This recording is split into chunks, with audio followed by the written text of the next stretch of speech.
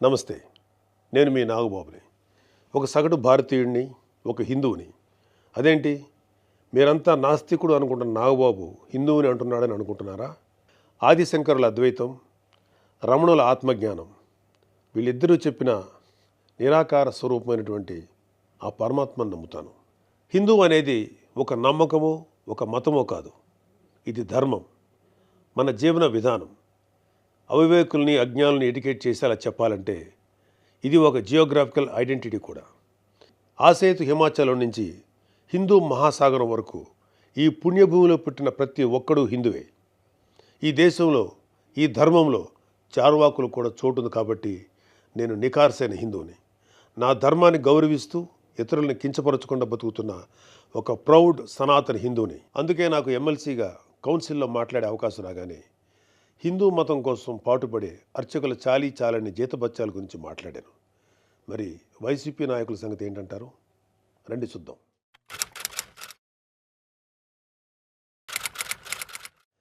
September 6, 2020 Antarvedi Shri Lakshmi Narasimhaswamy వారి రథం దగ్ధమైన రోజు. రాష్ట్ర వ్యాప్తంగా ఉన్న హిందువులందరి మనోభావాలు దెబ్బతిన్న రోజు. అప్పటి వైసీపీ ప్రభుత్వం ప్రతిపక్షాల ఒత్తిడికి తలొగ్గి కేసుని సిబిఐకి అప్పచెప్తామని చెప్పింది.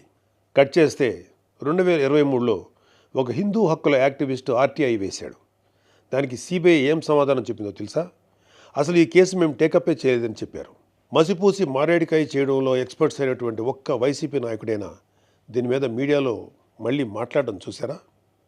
అయినా వీళ్ళకి అవతల వాళ్ళ పర్సనల్ జీవితాల మీద ఉన్న ఇంట్రెస్ట్ మన హిందూ దేవాలయాల మీద ఎక్కడ ఉంటుంది?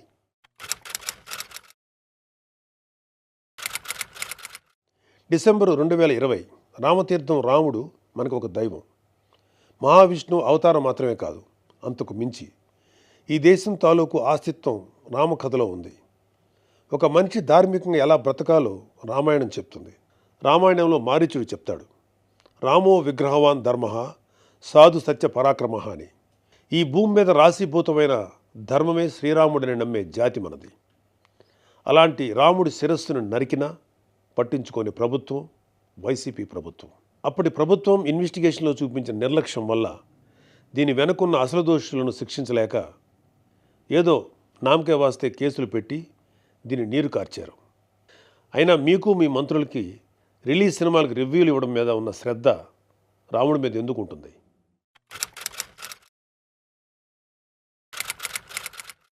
జనవరి 22, 2024 అయోధ్య రామమందిరం ఇనాగ్రేషన్ కొన్ని దశాబ్దాల సుదీర్ఘ న్యాయ పోరాటం తర్వాత, కొన్ని వందల మంది బలిదానాల తర్వాత హిందువులు కలల కన్నా రామమందిరం కల సాకారమైంది.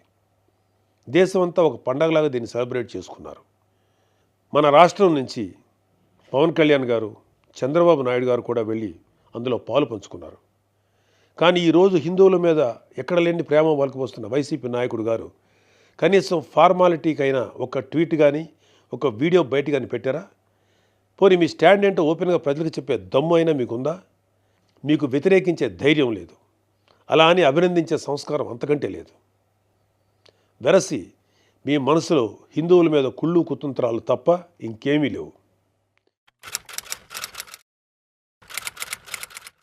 టీటీడీ భక్తులకి భగవంతుడిని దూరం చేసిన వైసీపీ పూట గడవని పేదవాడి దగ్గర నుంచి వజ్రాల కిరీటాలు చేయించే కోటీశ్వర్ల వరకు అందరి కోరిక ఒకటే, ఆ కలియుగ దైవమైన వెంకటేశ్వర స్వామివారి దర్శనం ఏడాదికి ఒకసారైనా చేసుకోవాలని.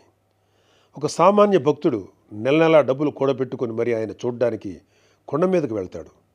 అలాంటి కొండ మీద అకామిడేషన్ ఛార్జీలు మీరు ఒక్కసారి ఎలా పెంచుతారు?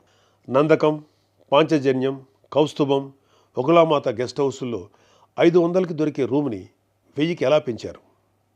నారాయణగిరి గెస్ట్ హౌస్లో 1700 రూపాయలు చేశారు. ఇది సామాన్యుణ్ణి భగవంతుడికి దూరం చేసే ప్రయత్నం కదా? నువ్వు ఎవరిని, అదే ఏం మాఫియాని సంతోషపెట్టడానికి ఇది చేసావో అర్థం కానంత అమాయకులు అనుకుంటున్నావా ప్రజలు? దర్శనాలు సేవలు అయితే ఇంకా దారుణం. ఏదో కాయగూరల బేరం ఆడినట్టు 10,000 చేయి, దీన్ని 5,000 చేయంటూ ఎంత నిర్లక్ష్యంగా మీ సుబ్బారెడ్డి బోర్డు మీటింగ్లో మాట్లాడాడో మొత్తం రాష్ట్రమంతా చూసింది. అంత చులకన మీకు హిందువులంటే. ఇకపోతే తిరుమల మీద నువ్వు చేసిన దోపిడీ అంతా ఇంతా కాదు. ఒకే ఒక ఉదాహరణ చెప్పాలంటే టీటీడీ కామన్ గుడ్ ఫండ్కి ఇచ్చే కాంట్రిబ్యూషన్ 2.5 కోట్లు ఉండేది. దీన్ని సెప్టెంబర్ 2021లో 50 కోట్లకు ఒక్కసారిగా పెంచేశాం. అసలు ఇక్కడే కాదు, ఎక్కడ కొండ కనపడినా గుండు కొట్టేయాలనుకోవడమేగా మన అలవాటు.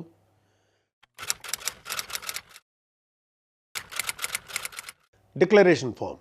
ప్రతి రిలీజియస్ ఇన్స్టిట్యూట్కి ఒక సాంప్రదాయం ఉంటుంది. దాన్ని గౌరవించడం మన ధర్మం. యుధా రాజా తదా ప్రజ అంటారు. నాయకులే రూల్స్ ఫాలో కాకపోతే ఇంకా ప్రజలు ఏం ఫాలో అవుతారు? అయినా బాధ్యత గురించి వైసీపీకి చెప్పడం చెవిటోడి చెవిలో శంఖం ఊదినట్టే. పవన్ కళ్యాణ్ గారు ఆయన కూతురు పొలినాని తిరుమల తీసుకువెళ్ళినప్పుడు ఆ అమ్మాయి మైనర్ అయినా కూడా ఒక గార్డియన్గా ఆ అమ్మాయి తరఫున డిక్లరేషన్ ఇచ్చారు. పవన్ కళ్యాణ్ గారి సతీమణి అన్నాగారు కూడా డిక్లరేషన్ ఇచ్చారు. ఇంత ఎందుకు, ఈ దేశ రాష్ట్రపతి అబ్దుల్ కలాం గారు కూడా తిరుమలలో డిక్లరేషన్ ఫామ్ పైన సంతకం చేసి అక్కడి నుంచి సాంప్రదాయాన్ని గౌరవించారు. నువ్వు కలాం గారి కన్నా గొప్పోడివా? డిక్లరేషన్ ఇవ్వకుండా వెళ్ళటమే కాక మీ మంత్రి వచ్చి ఆడి అమ్మ మొగుడు కట్టాడా తిరుపతి గుడి అని అంటాడా? అలా తలపొగురు మాటలు మాట్లాడితేనే జనాలు 151లో మధ్యన 5 తీసేసి 11 ఇచ్చారు. అయినా నువ్వు ఏమైనా మారావా? లేదు. డిక్లరేషన్ అడిగారు అని తిరుమల పర్యటన క్యాన్సిల్ చేసుకున్న చరిత్ర ఉంది. అయినా సెక్యులర్ ప్లేస్కి రిలీజియస్ ప్లేస్కి తేడా తెలియని నిన్ను ఎడ్యుకేట్ చేయటం మా వల్ల కాదు. ఇక ఫైనల్గా మన కల్తీ నెయ్యి వ్యవహారం గురించి చెప్పాలి. పాపం ఈరోజు డోస్ ఎక్కువైనట్లుంది. రేపు మాట్లాడుకుందాం. Stay tune.